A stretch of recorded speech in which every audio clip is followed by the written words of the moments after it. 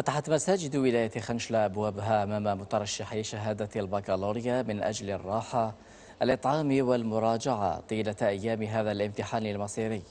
العينة من مسجد التوبة ببلدية أنسيغا الذي استقبل في اليوم الأول 600 مترشح ومترشحة في هذه التغطية للطارق مان. طرف اللجنة الدينية وإمام المسجد ومحسني ومحسنات هذا المسجد. هذه هي المبادرة عبارة عن توفير وجبة غذائية محترمة كاملة، وجبة كاملة تفوق 600 وجبة لأنه هذا المسجد يتوسط 4 مراكز امتحان شهادة البكالوريا.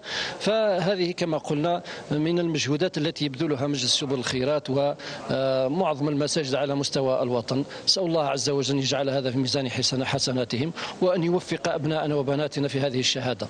مسجد التوبة فتح أبوابه أمام أبوابنا وخصص قاعات للرجال والنساء بحكم أن المسجد يتوسط ويتموقع بقرب مراكز امتحان للبكالوريا، تقريبا 4 مراكز، وقد شهدنا إقبالا كبيرا من طرف الطلبة وأوليائهم.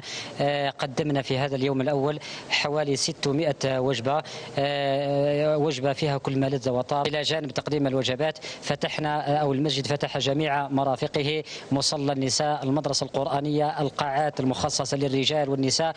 المسجد فتح كل أبوابه وسخر جميع الإمكانات المادية والبشرية من أجل مرافقة أبنائنا في هذا الحدث المهم والاستحقاق الوطني. أسأل الله سبحانه وتعالى أن يجعل فرحة البكالوريا من نصيب الجميع.